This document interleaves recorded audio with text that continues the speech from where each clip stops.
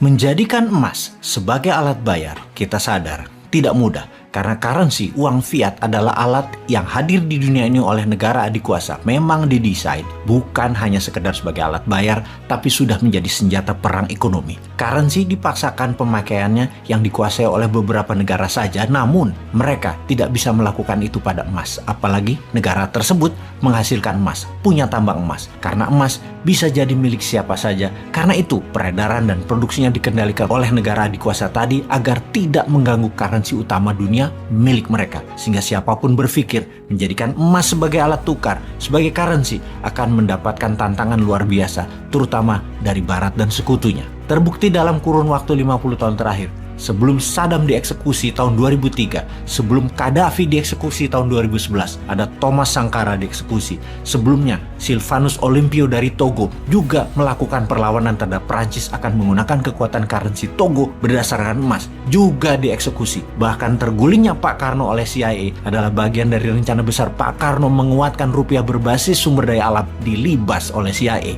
Kembali ke 14 negara Afrika ex-jajahan Prancis yang nilai ekonominya mendekati 3 triliun dolar, yang setengahnya dipegang Perancis kekayaannya. Tidak akan membuat negara-negara Afrika tadi menjadi kaya. Karena itulah peluang Tiongkok masuk menggunakan bukan uang yuan, tetapi strategi currency. Pakai jual barang, pakai gedung, pakai jalanan, pakai jembatan, pakai pelabuhan. Dan ini soft power berikutnya yang ngerjain Afrika. Keduanya, cara currency IMF atau francophone versus barang Tiongkok, proyek Tiongkok, itu sama saja. Mau ambil sumber daya alamnya. Pinternya Tiongkok tidak konfrontatif. Yang diambil sisa-sisa Perancis, sisa-sisa penjajah, sisa-sisa Amerika.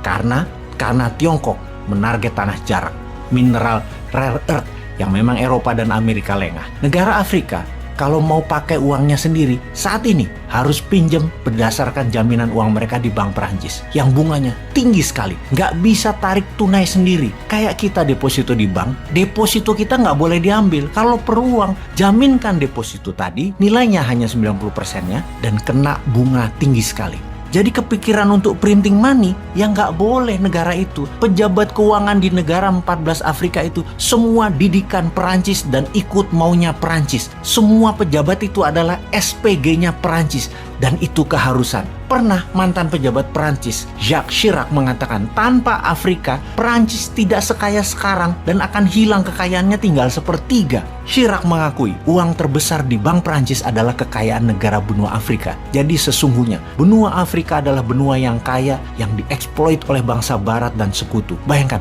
siapapun pejabat yang baru menjadi penguasa di wilayah Frankafrik harus menggaransi perusahaan Perancis di sana tetap jalan dengan stabil dan selalu mendapatkan prioritas untuk mengeksplorasi sumber daya alam Afrika seperti berlian, uranium, minyak, dan gas bumi. Jumlah perusahaan Perancis itu ada lebih dari 1.100 perusahaan dan ada 2.100 anak usaha perusahaan tersebut dalam 40 tahun terakhir bercokol di Afrika, menyedot kekayaan alam Afrika. Semuanya punya hak first right to refusal atas semua sumber daya alam agar tidak boleh negara lain, termasuk perusahaan lokal negara Afrika tersebut, tidak boleh. Perusahaan Perancis harus mendapatkan kontrak utama di setiap pekerjaan tambang yang mereka akan lakukan. Perancis juga mengendalikan politik Frankafrik.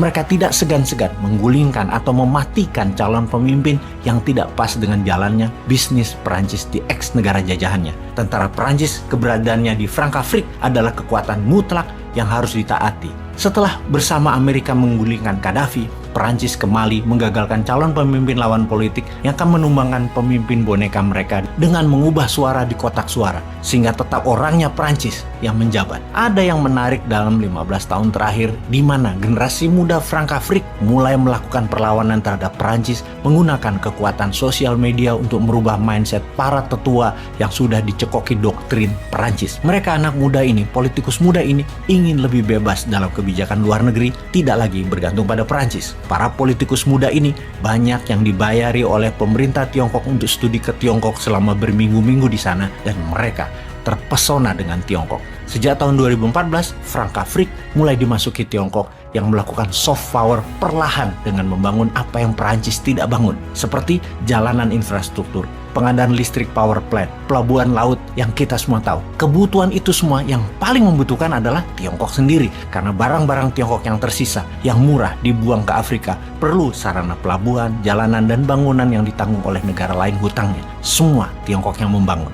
Selama 15 tahun, Tiongkok sudah membangun lebih dari 8.000 km rel kereta api, membangun 5.500 jembatan, membangun lebih dari 51.000 km jalanan, 45 pelabuhan, 200 rumah sakit yang membuat Presiden Prancis saat ini, Emmanuel Macron, kaget mulai mencari muka Frankafrik dengan banyak mengembalikan artefak Afrika yang dibawa ke Prancis dikembalikan lagi ke Afrika, mulai melonggarkan pinjaman ke Afrika pakai bunga rendah dan mengembalikan lebih dari 15% uang Frankafrik dari Bank Sentral Prancis ke negara Afrika tersebut yang tadinya di atas 50%-an menjadi sekitar 30%-an uang devisa negara Afrika tersebut. Macron juga minta maaf atas genosida di tahun 1994 di Rwanda, bahkan sampai mengunjungi Rwanda untuk secara terbuka meminta maaf kegagalan Perancis kala itu. Kemudian CFA franc digantikan oleh ICO, currency baru, walau masih dikunci dengan euro, namun sudah agak longgar.